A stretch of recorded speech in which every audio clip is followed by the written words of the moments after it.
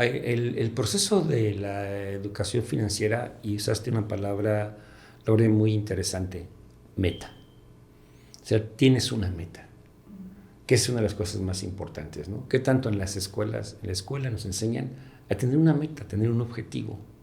¿Sí? Un para qué, si voy a generar un ingreso, ¿para qué lo voy a utilizar? El, el reto ahorita es que se busque una satisfacción inmediata y en la medida para que tú tengas eso que mencionaste, tu casa, sí, tu carro, etcétera, financieramente se llama patrimonio. Sí, y el patrimonio representa lo que tú tienes con lo que tú debes. Porque el crédito no es así totalmente complicado, no es una situación si tú sabes administrarlo. Si tú utilizas una tarjeta de crédito que pagas a los 30 días, ¿sí? No pagas intereses y puedes tener un financiamiento. ¿Sí? Pero tienes que saber cuándo vence, qué cantidad vence, para que entonces el gasto que utilizaste la tarjeta de crédito lo pagues y no caigas en deudas, ¿no? Porque una de las situaciones más complicadas es cuando hacemos el pago mínimo en una tarjeta, ¿no? Entonces los intereses se mantienen y siguen ellos creciendo de alguna forma y se empieza a convertir en una parte, dijéramos, estresante, porque ahora tengo que pagar X cantidad y si no tengo yo mi presupuesto bien definido, entonces empiezo a tener esas situaciones donde tengo ahora que pagar la tarjeta y posiblemente no me alcance para otro gasto. Pero el problema o el reto más importante que tenemos son los imprevistos. Por eso una de las cosas más importantes es que tengamos un fondo para imprevistos. Entonces yo empiezo a ahorrar para tener un fondo para imprevistos. Y ese imprevisto cuando llegue tengo la manera de resolverlo. Y eso se convierte en una cultura. Entonces, ¿qué pasa con las generaciones actuales? Ellos en esa satisfacción inmediata se enfrentan al reto del futuro. ¿Sí? O sea, cómo los ves, cómo se ven ellos mismos en 10 años, ¿no?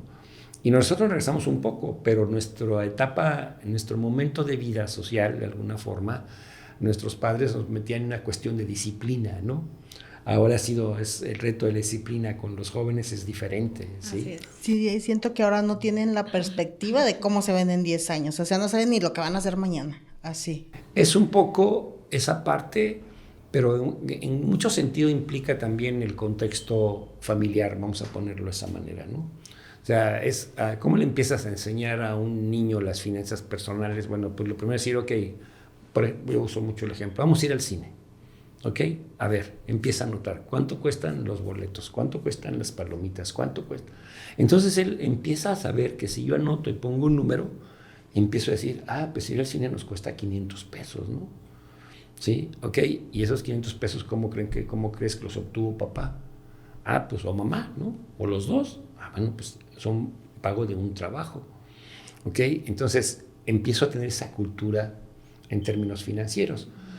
Y al mismo tiempo puedo generar en él, es decir, no nada más trabajas, ¿qué tanto te gustaría poner un pequeño negocio, dijéramos, ¿no?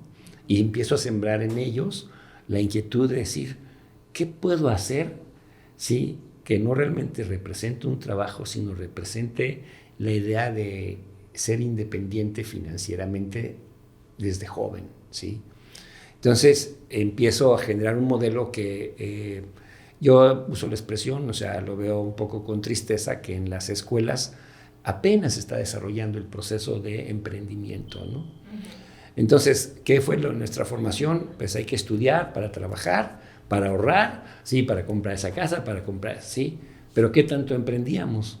Ahora ellos quieren emprender en todo sentido, ¿no? La internet te hace ser un youtuber en un momento dado y quieres un influencer y quieres, sí, pero todo eso también lleva, sí, el que tú te organices de tal manera en que sepas, bueno, qué capital necesitas para hacerlo y tengas esos conceptos financieros y te eduques de manera para que puedas decir hay que hacer un pequeño plan de negocios para cualquier proyecto que yo decida.